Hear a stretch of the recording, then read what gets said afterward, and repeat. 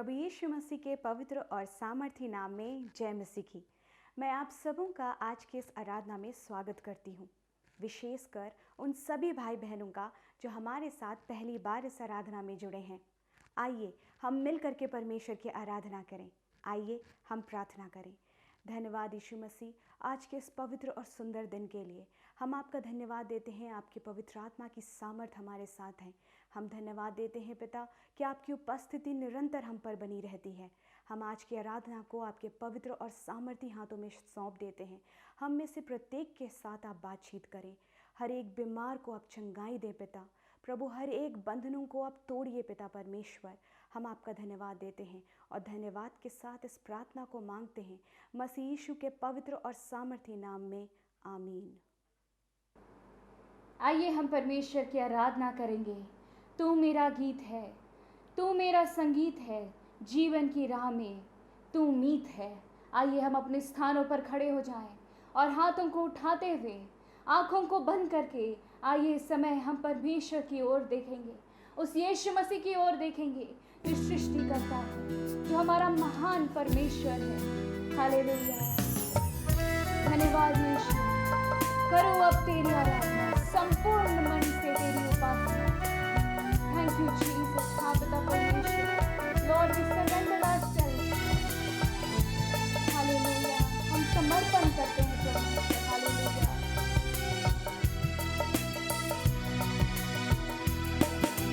तू मेरा गीत है, मेरा संगीत है, जीवन की राहों में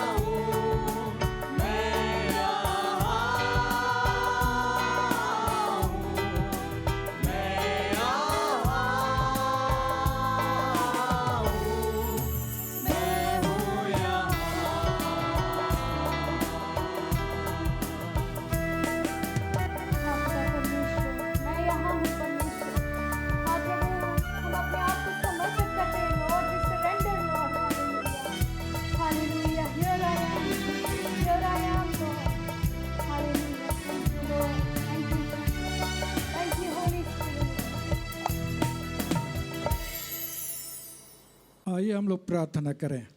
पवित्र पवित्र पवित्र से नाम के यहोवा प्रभु परमेश्वर अबा, हम आपको धन्यवाद देते हुआ आज के पवित्र दिन के लिए।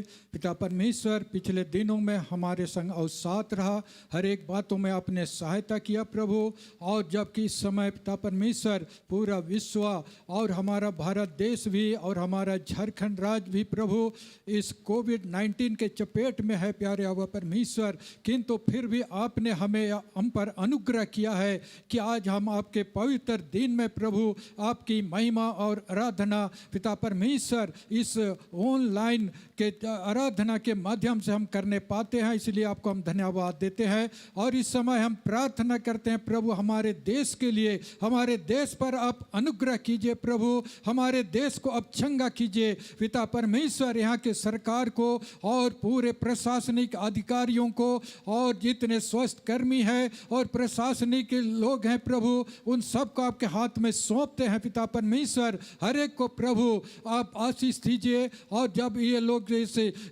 कोविड-19 में प्रभु जी अपने जानों को जोखिम में डाल करके प्रभु सेवा कर रहे हैं, उनकी आप रक्षा रखवाली कीजिए। देश के प्रधानमंत्री और उनके पूरे मंत्रिमंडल को आपके हाथ में सौंपते हैं पिता परमेश्वर, उनको बुद्धि और ज्ञान और समझ दीजिए प्रभु। हम अपने झारखंड राज्य के लिए भी हम प्रार्थना करते हैं, अब परमेश्वर हमारे राज्य पर भी आप अनुग्रह कीजिए, हमारे राज्य के मुख्यमंत्री और यहाँ के तमाम मंत्रिमंडल को, प्रशासनिक अधिकारियों को, हर एक को प्रभु आप आशीष दीजिए पिता परमेश्वर। इस कठिन समय में प्रभु हम प्रार्थना करते हैं, अब जैसा पिछले दिनों में हमारी रक्षा रखवाली की है, आने वाले समय में भी हमारी रक्षा कीजिए। और प्रभु हम अपने कलीसिया के एक एक भाई बहनों को, एक एक विश्वासियों को, एक एक दास दासियों को प्रभु आपके हाथ में हम समर्पित करते हैं पिता परमेश्वर। इस कठिन समय में हर एक की आप रक्षा रखवाली कीजिए और प्रभु अपने सुरक्षा में लीजिए।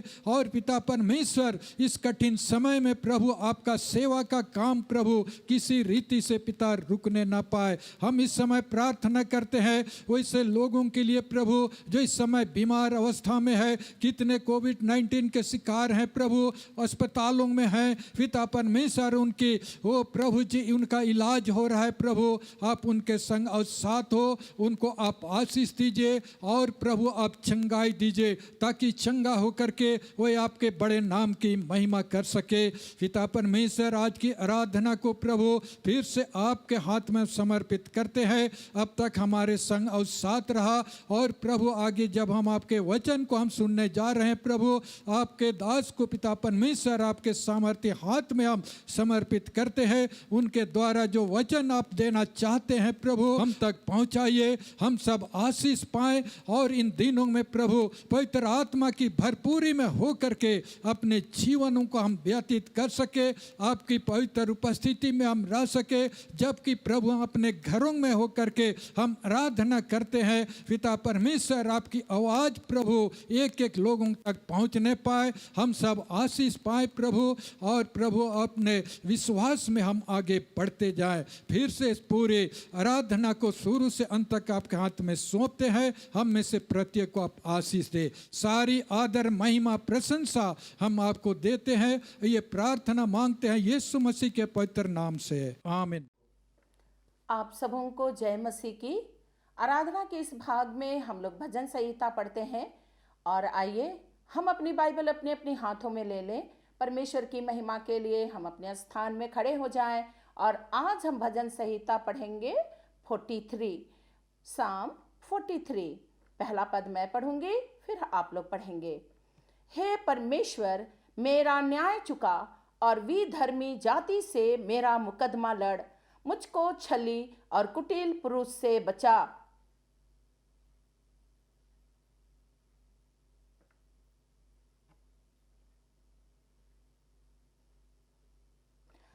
अपने प्रकाश और अपनी सच्चाई को भेज, वे मेरी अगुवाई करें, वे ही मुझको तेरे पवित्र पर्वत पर और तेरे निवास स्थान में पहुंचाएं।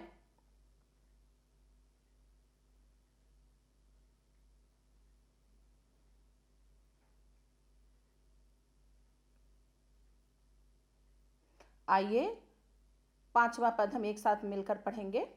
हे मेरे प्राण, तू क्यों गिरा जाता है? तू अंदर ही अंदर क्यों व्याकुल है? परमेश्वर पर भरोसा रख, क्योंकि वह मेरे मुख की चमक और मेरा परमेश्वर है। भजन संहिता के अद्भुत वचन के लिए परमेश्वर का धन्यवाद करते हैं। उस सर्वशक्तिमान परमेश्वर हमारे जीवन का आनंद का विषय है। वही परमेश्वर हमारे जीवन के आनंद का कुंड है। और आज भजन संहिता के सिर्फ 4 पद पर हम थोड़ा मनन करेंगे। वर्स 4 लिखा है, तब मैं परमेश्वर की वेदी के पास जाऊंगा, उस ईश्वर के पास जो मेरे अति आनंद का कुंड है। और हे परमेश्वर, हे मेरे परमेश्वर, मैं बीना बजा बजा कर तेरा धन्यवाद करूंगा।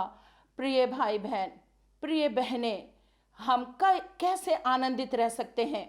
हम अपने व्यस्तता के जीवन में हम अति आनंदित रह सकते हैं। और यदि हम परमेश्वर के एक वचन पर ध्यान करें, यूहन्ना अध्याय 5 और उसके दूसरे पद से कुछ बातें, अद्भुत बातें, छुटकारे की बातें लिखी हुई हैं। लिखा है, यरूशलेम में भेड़ फाटक के पास एक कुंड है, जो इब्रानी भाषा में बैतसदा कहलाता है। उसके 5 ओसारे हैं। इनमें बहुत से बीमार, अंधे, लंगड़े और सूखे अंग वाले पानी के हिलने की आशा में पड़े रहते थे, क्योंकि नियुक्त समय पर परमेश्वर के स्वर्गदूत कुंड में उतरकर पानी को हिलाया करते थे। पानी हिलते ही जो कोई पहले उतरता वह चंगा हो जाता था, चाहे उसकी कोई बीमारी क्यों ना हो। 5वें पद में लिखा है, वहां एक मनुष्य था जो 38 वर्ष से बीमार में पड़ा था। यीशु ने उससे पड़ा हुआ देखकर और यह जानकर कि वह बहुत दिनों से इस दशा में पड़े हुए है, वह उससे पूछा, क्या तू चंगा होना चाहता है? उस बीमार ने उसको उत्तर दिया, हे प्रभु, मेरे पास कोई मनुष्य नहीं कि जब पानी हिलाया जाए तो मुझे कुंड में उतारे, परंतु मेरे पहुंचते पहुंचते दूसरा मुझसे पहले उतर जाता है। यीशु ने उससे कहा, उठ, अपनी खाट उठाकर चल फिर। वह मनुष्य तुरंत चंगा हो गया और अपनी खाट उठाकर चलने फिरने लगा।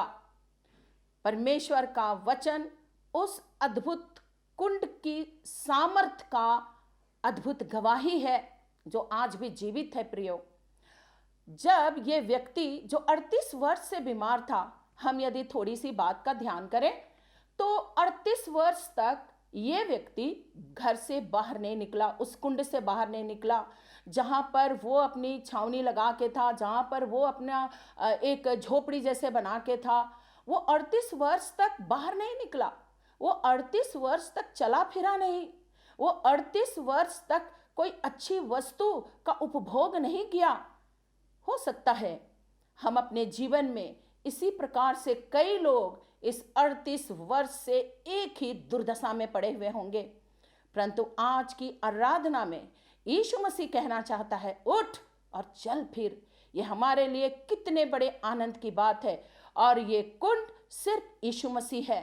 क्यों ना आज हम उस कुंड को पहचाने, जो कुंड हमारे जीवन का आनंद का खान है। और ये वो कुंड है जिस कुंड में आनंद और सामर्थ, चंगाई, हर प्रकार की बीमारी से छुटकारा है। और इसीलिए बैतसदा का अर्थ होता है हाउस ऑफ मर्सी, मतलब परमेश्वर के दया का घर। और ये वही बैतसदा का कुंड है, दया का घर है, जो यीशु मसीह है।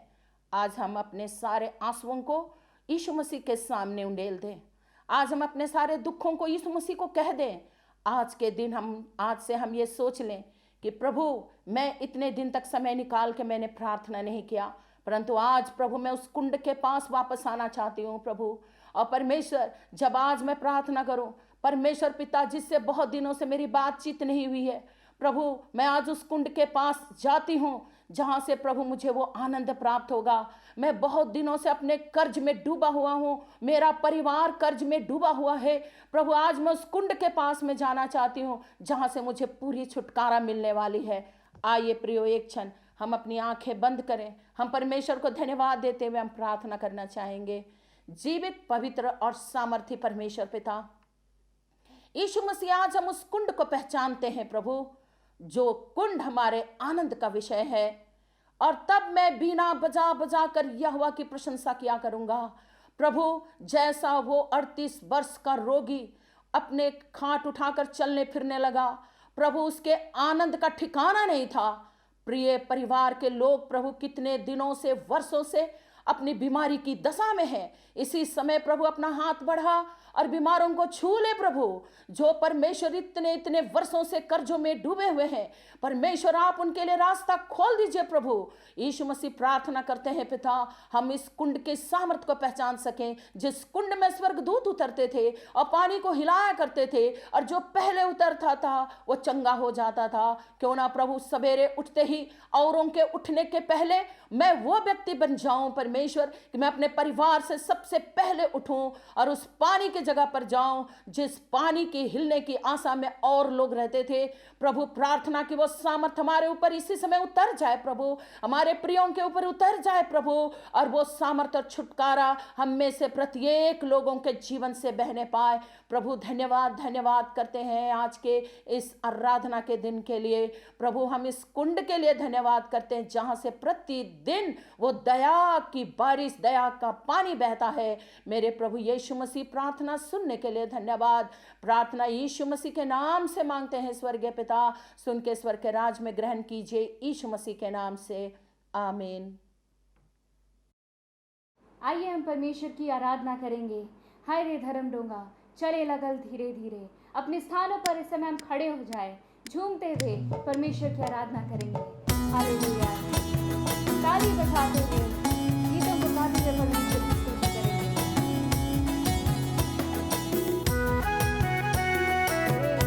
हालेलुया।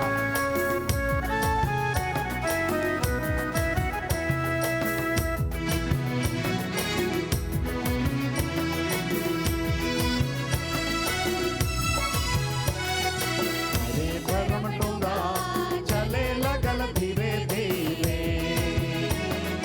हरे धर्म डोंगा चले लगल रसे रसे।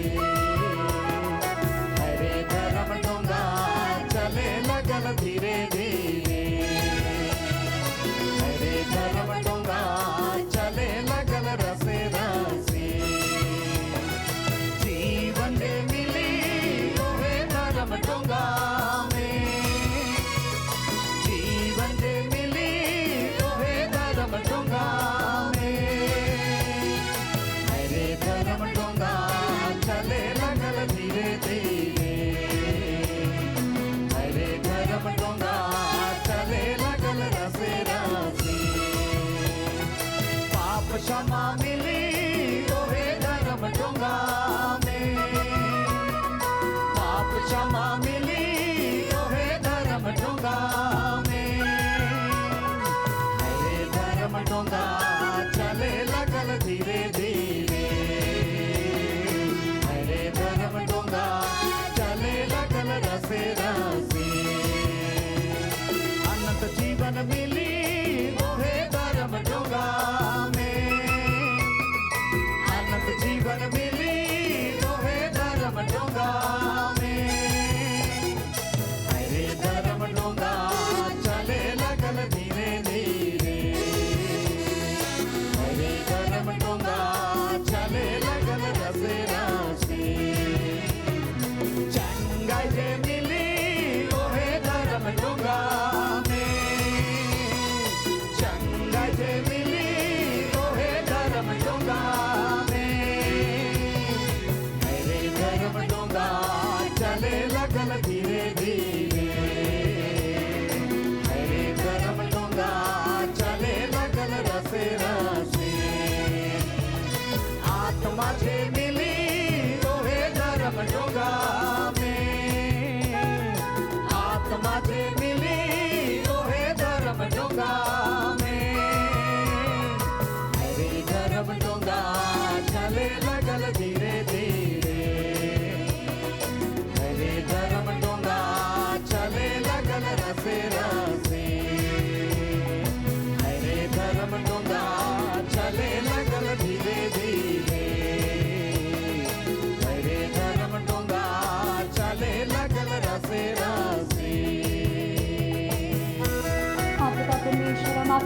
धन्यवाद देते हैं, हम आपकी स्तुति करते हैं प्रभु।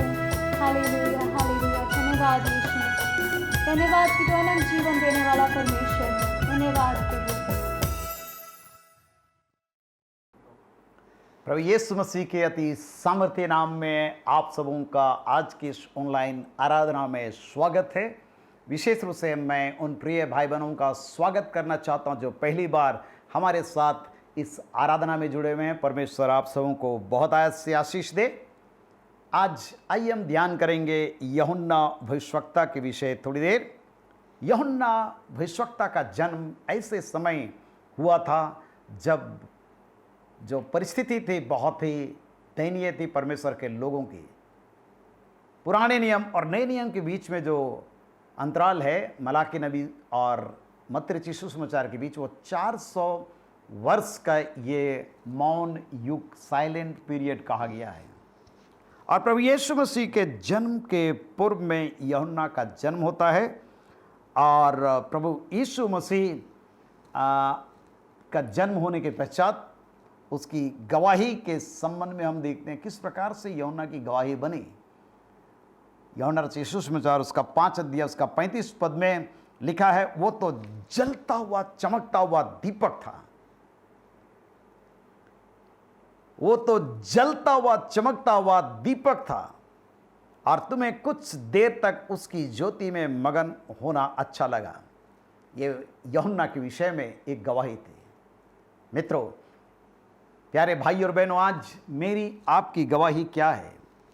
प्रभु यीशु मसीह ने मुझको और आपको जगत की ज्योति बनाया है। इस संसार में जीवन का वचन लिए हुए जलते दीपकों की नाई दिखाई देने के लिए।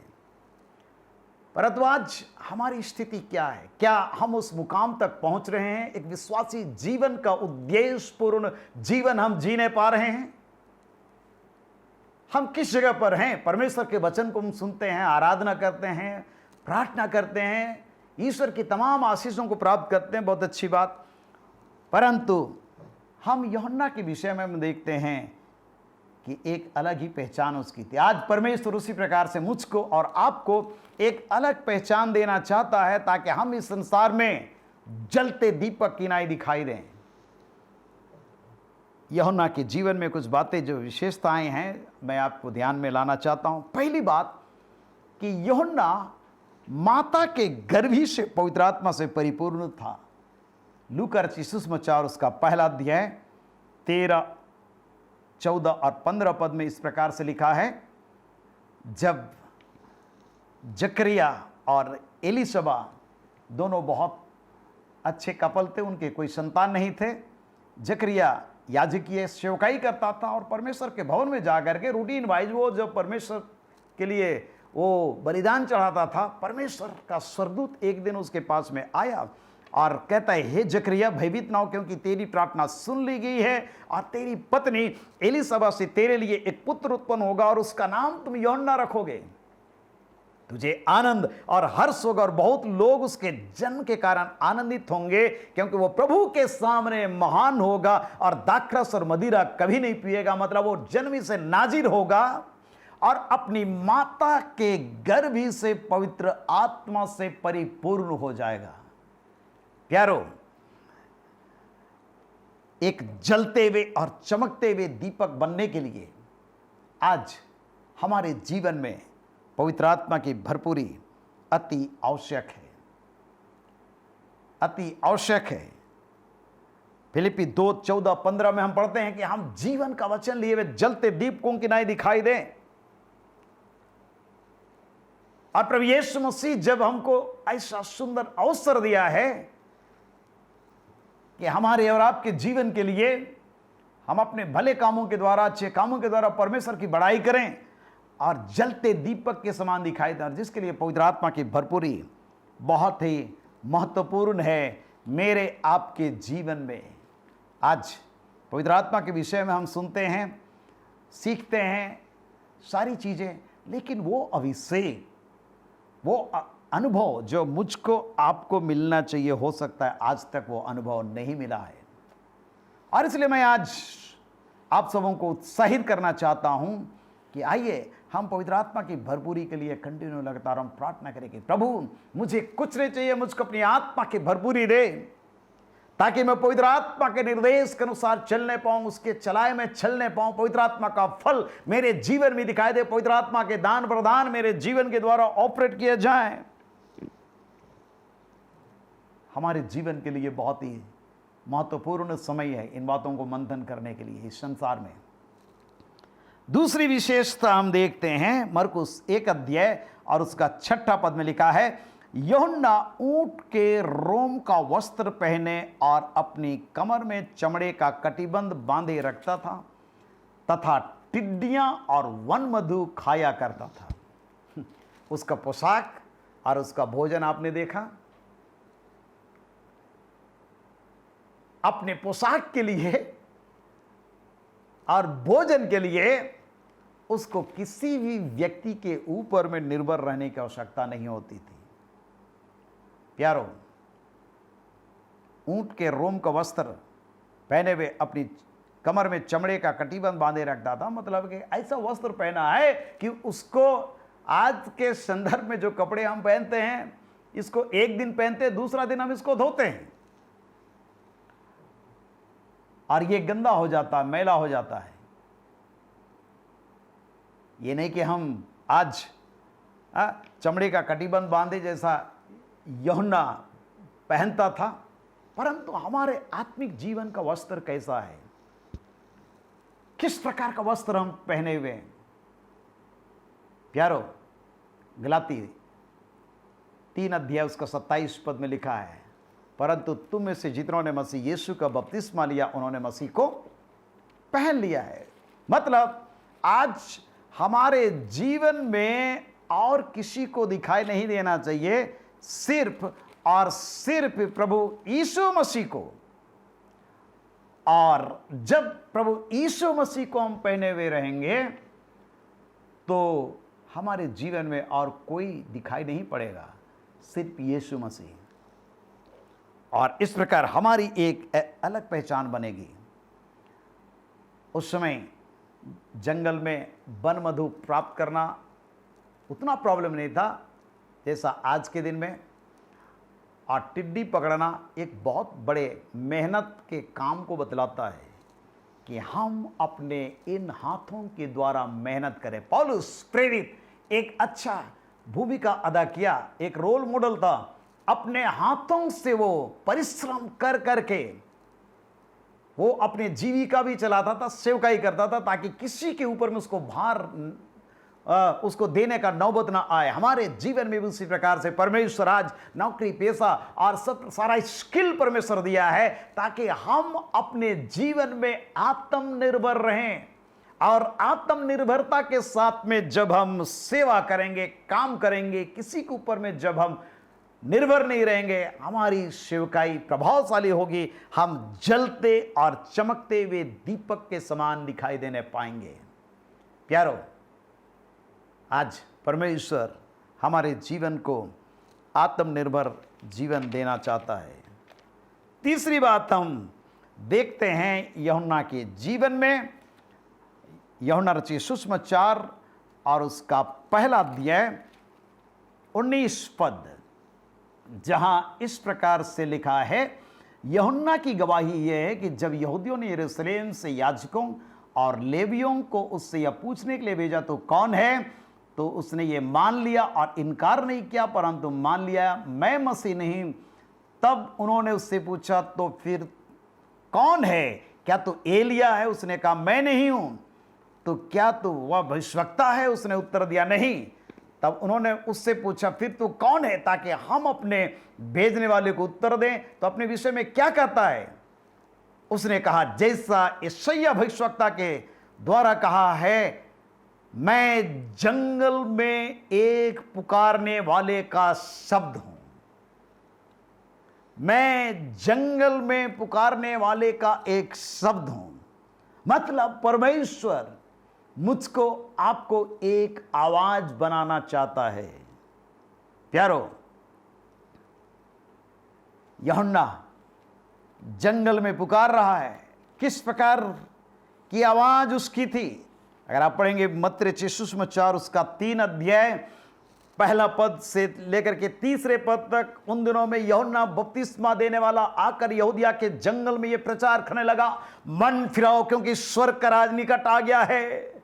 या वही जिसकी चर्चा ईसाई भविष्यवक्ता के द्वारा कही कि जंगल में पुकारने वाले का शब्द हो रहा है कि प्रभु का मार्ग तैयार करो, उसकी सड़कें सीधी करो। आज परमेश्वर इसी प्रकार की आवाज मुझको और आपको बनाना चाहता है इस संसार में, ताकि हम जुबान बंद करके ना रहें परंतु मुंह खोलें और लोगों को चिताएं, लोगों को कहें ये सब परिश्रम करने वाले बोझ से दबे हुए लोगों, प्रभु यीशु मसीह कहता मेरे पास आओ मैं तुमको विश्राम दूंगा। प्रभु यीशु मसीह ने कहा मार्ग सत्य और जीवन मैं हूं, जो कोई प्यासा हो वो मेरे पास आकर के पिए। यीशु मसीह की आवाज बन करके परमेश्वर इस संसार में मुझको और आपको देखना चाहता है प्यारे परमेश्वर के लोगों, और इसलिए आज उसकी आवाज को सुनने के लिए मुझको और आपको समय परमेश्वर के सामने निकालने की आवश्यकता है। यीशु मसीह एक बहुत बड़ा आदर्श हमारे लिए बना, जो कुछ वह पिता से सुनता था वही वो कहता था।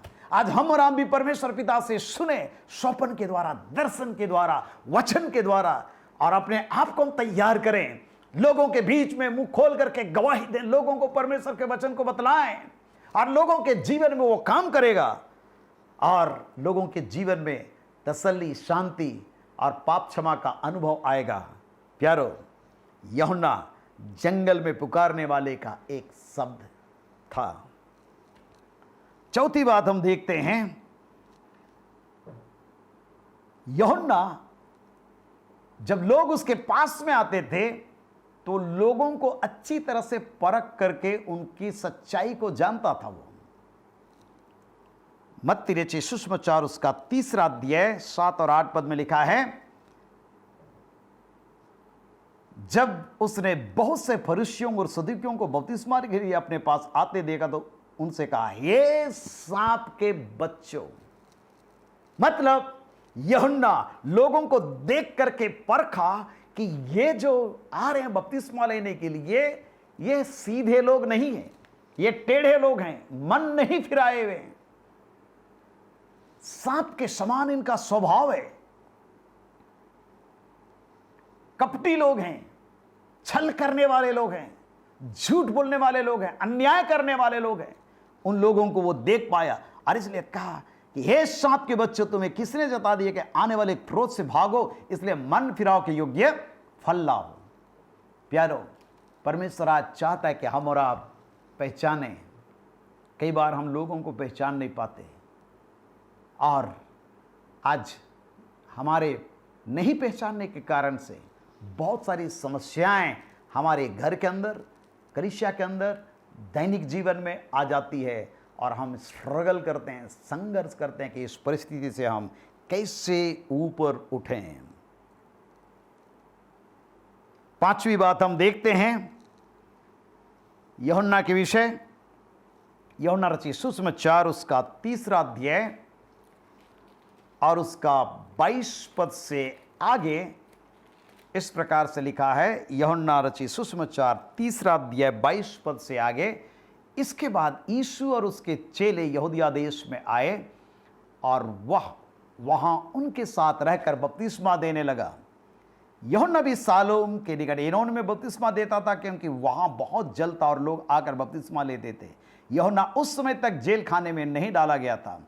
वहां यूहन्ना के चेलों का किसी यहूदी के साथ शुद्धि के विषय वाद विवाद हुआ और उन्होंने यूहन्ना के पास आकर उससे कहा, हे रब्बी, जो व्यक्ति यरदन के पास तेरे पास था और जिसकी तूने गवाही दी थी, देख वो बपतिस्मा देता है और सब उसके पास आते हैं। यूहन्ना ने उत्तर दिया, जब तक मनुष्य को स्वर्ग से ना दिया जाए तब तक वह कुछ नहीं पा सकता। तुम तो आप ही मेरे गवाह हो कि मैंने कहा मैं मसीह नहीं परंतु उसके आगे भेजा गया हूं। जिसकी दुल्ही ने वही दुल्हा है, परंतु दुल्हे का मित्र जो खड़ा हुआ उसकी सुनता है, दुल्हे के सबसे बहुत हर्षित होता। अब मेरा ये हर्ष पूरा हुआ, अवश्य है कि वो बढ़े और मैं घटूं। मतलब यूहन्ना के अंदर में दीनता और नम्रता की आत्मा थी। याद रखिए, प्रभु यीशु मसीह के पहले ये सुसमाचार प्रचार करना प्रारंभ किया। इवन प्रभु यीशु मसीह को ये बपतिस्मा दिया। परंतु जब प्रभु यीशु मसीह आया और सेवकाई कर रहा है, वो कह रहा है लूका रचित सुसमाचार उसका 3 अध्याय और उसके 15वें पद से आगे 15 और 16 पद में लिखा है, जब लोग आस लगाए हुए थे और सब अपने अपने मन में यूहन्ना के विषय में विचार कर रहे थे कि यह मसीह है, यह मसीहा तो नहीं है। लोग कंफ्यूज हो गए और यूहन्ना को भी मसीह सोच रहे हैं। यूहन्ना ने उनसे कहा, मैं तो तुम्हें पानी से बपतिस्मा देता हूं, परंतु वो आने वाला है जो मुझसे शक्तिमान है, मैं तो इस योग्य भी नहीं कि उसके जूतों का बंद खोल सकूं। वह तुम्हें पवित्र आत्मा और आग से बपतिस्मा देगा। अपने आप को इतना नम्र और दीन किया कि मैं उसका जूता उठाने लायक भी नहीं हूं। याद रखिए, उन दिनों में जूती उठाने का काम जो दास लोग होते थे, स्लेब होते थे, वे लोग करते थे। अपने आप को इतना नम्र और दीन किया। मित्रों, विश्वासी जीवन दीनता और नम्रता का जीवन है। पास्टरशिप का सेवकाई नम्रता और दीनता का जीवन है। डीकन एल्डर बनना नम्रता और दीनता का जीवन है। अगर हमारे अंदर में अहंकार, घमंड, स्वार्थ छिपा हुआ तो हम इससे उभरने नहीं पाएंगे। और इसलिए आज परमेश्वर से प्रार्थना करें, कहें, प्यारे परमेश्वर, मैं आज जलता हुआ चमकता हुआ दीपक बनना चाहता, और इसलिए मुझको यूहन्ना के समान प्रभु पवित्र आत्मा की भरपूरी दे। प्रभु मुझको आत्मनिर्भर जीवन दे। प्रभु यीशु मसीह, मैं आपको पहन करके जीवन जीना चाहता हूं। मैं आपकी आवाज बनना चाहता हूं। प्यारे परमेश्वर, ओ प्रभु, मैं लोगों को परखने पाऊं। मुझको दीनता और नम्रता की आत्मा दे। और छठी और अंतिम बात जो हम देखते हैं, मरकुस रचित सुसमाचार उसका 6 अध्याय और उसका 17 पद से 20 पद तक में हम देखते हैं, यहाँ पर यूहन्ना बुराई से कभी भी समझौता अपने लाइफ में नहीं किया। बुराई से कभी भी समझौता अपने लाइफ में नहीं किया। हेरोदेस ने अपने भाई फिलिपुस की पत्नी हेरोदियास के कारण, जिससे उसने विवाह कर लिया था, लोगों को भेजकर यूहन्ना को पकड़वा कर बंदीगिरी में डलवा दिया। क्योंकि यूहन्ना ने हेरोदेस से कहा था, अपने भाई की पत्नी को रखना तुझे उचित नहीं है। इसलिए हेरोदियास उससे बैर रखती थी और चाहती थी कि उसे मरवा डाले, और इस खोज में था कि कब उसको मरवा डालें। प्यारो, जब हम सच्चाई के साथ में बने रहेंगे, बुराई का समझौता नहीं करेंगे, तो हमारे जीवन में भी कई बार ऐसी कठिन परिस्थिति आएगी। परंतु मेरा और आपका जीवन टोटल एक अलग ही होगा। लूका रचित सुसमाचार उसका 3 अध्याय और उसका 18, 19 और 20 पद में हम पढ़ते हैं। लूका रचित सुसमाचार 3 अध्याय 18, 19 और 20 पद में, अतः वह बहुत सी शिक्षा दे देकर लोगों को सुसमाचार सुनाता रहा। परंतु जब उसने चौथाई देश के राजा हेरोदेस को उसके भाई फिलिपुस की पत्नी हेरोदियास के विषय और सब कुकर्मों के विषय में जो उसने किए थे उल्लाह न दिया, तो हेरोदेस ने उन सबसे बढ़कर ये कुकर्म भी किया कि यूहन्ना को बंदीगिरी में डलवा दिया। एक भविष्यवक्ता को बंदीगिरी में डलवा दिया। प्यारो, आज मेरा और आपका जीवन जलता और चमकता हुआ दीपक बनना है। कैसे होगा? जब हम बुराई के साथ में कभी समझौता नहीं करेंगे। कठिन परिस्थिति आई, उसको बंदीगिरी में डलवा दिया। केवल बंदीगिरी में केवल डलवा नहीं दिया, परंतु उसके साथ में किस प्रकार का व्यवहार किया। मत्ती रचित सुसमाचार उसका 14 अध्याय और उसका 3 पद से आगे हम देखते हैं कि हेरोदेस ने अपने भाई फिलिपुस की पत्नी हेरोदियास के कारण यूहन्ना को पकड़कर बांधा और जेल खाने में डाल दिया, क्योंकि यूहन्ना ने उससे कहा था, इसको रखना तेरे लिए उचित नहीं है। इसलिए वह उससे मार डालना चाहता था, पर लोगों से डरता था, क्योंकि वे उससे भविष्यवक्ता मानते थे। सब तरफ पब्लिक का डर और भय हेरोदेस को मालूम था कि लोग भविष्यवक्ता मानते हैं, और इसलिए डर रहा था। पर जब हेरोदेस का जन्मदिन आया, हेरोदियास की बेटी ने उत्सव में नाच दिखाकर हेरोदेस को खुश किया। इस पर उसने शपथ खाकर वचन दिया, जो कुछ तू मांगेगी मैं तुझे दूंगा। वह अपनी माता के उस काने से बोली, मुझे यूहन्ना बपतिस्मा देने वाले का सिर थाल में यही मुझे मंगवा दे।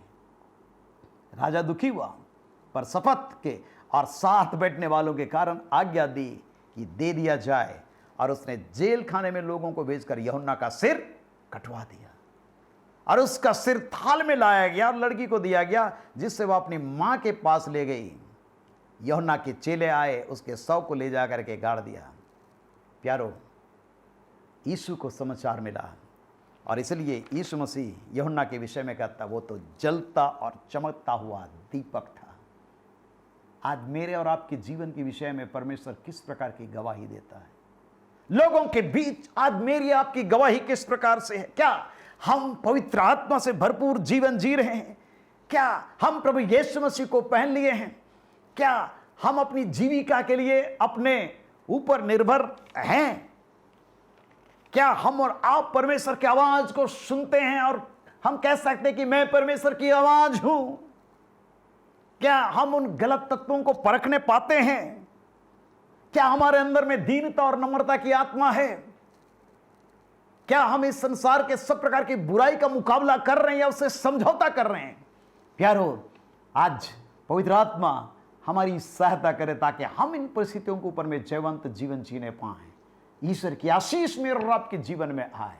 आइए अपनी आंखें बंद करें, हम प्रार्थना में जाएंगे। हालेलुया। सर्वशक्तिमान पिता, आपका धन्यवाद करते हैं। आज हमने यूहन्ना के विषय में देखा प्यारे प्रभु, वो तो जलता और चमकता हुआ दीपक था। हमने सर एक तो दीपक की नाई संसार में रखा है। सहायता कर हर एक प्रिय भाई बहनों को, पास्टरों को, विश्वासियों को, डीकन, एल्डर और हर सेवकाई करने वाले लोगों को आपके अनुग्रह के हाथ के नीचे रख प्यारे परमेश्वर सब प्रकार की परिस्थिति के ऊपर में जयवंत जीवन दे। और जिस प्रकार से यूहन्ना माता के गर्भ से पवित्र आत्मा से परिपूर्ण था, हमारा जीवन पवित्र आत्मा की भरपूरी में पाया जाए। हम प्रभु यीशु मसीह को पहन करके इस संसार में प्रभु यीशु मसीह के गुणों को प्रकट करें। हम अपने जीवन में आत्मनिर्भर जीवन जीने पाए। हालेलुया। हम प्रभु परमेश्वर की आवाज को सुन करके लोगों के बीच में परमेश्वर की आवाज बन करके उभरने पाए। हम गलत चीजों को परखने पाए। प्यारे परमेश्वर पिता, नम्रता दीनता की आत्मा हमेशा एक को दे और प्रभु बुराई का समझौता ना करें।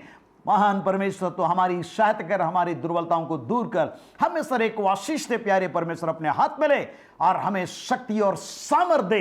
पवित्र आत्मा के दान वरदानों से भर दे। अपनी महिमा में उपस्थिति में लगातार हमारे जीवन को लिए चल पिता। जो बीमार है उनको सामर्थ्य परमेश्वर अपने महान और सामर्थ्य हाथ को बढ़ा करके छू और चंगाई दे। सब प्रकार का श्राप अभिशाप को यीशु के नाम में दूर कर और अपने अलौकिक उपस्थिति से भरा हुआ जीवन हर एक प्रियों को दे। प्यारे प्रभु जी, हम धन्यवाद करते हैं। महिमा, आदर और प्रशंसा प्रभु आपको देते और ये प्रार्थना मांगते हैं अपने उद्धारकर्ता प्रभु यीशु मसीह नासरी के नाम में, आमीन। अब हमारे प्रभु यीशु ख्रीष्ट का अनुग्रह, ईश्वर पिता का प्रेम और पवित्र आत्मा की सहभागिता हम सबों के संग सदा सर्वदा होती रहे, आमीन। जय मसीह की। परमेश्वर आप सबों को आशीष दे। लगातार यूट्यूब चैनल को आप सब्सक्राइब करें, शेयर करें, लाइक करें, दूसरों को ईश्वर की आशीष को बांटें। और याद रखें, टेलीविजन चैनल शुभ संदेश टीवी चैनल में प्रत्येक शनिवार 5:30 बजे यीशु की पुकार देखना ना भूले। परमेश्वर बहुत आयत से सबों को आशीष दे। धन्यवाद।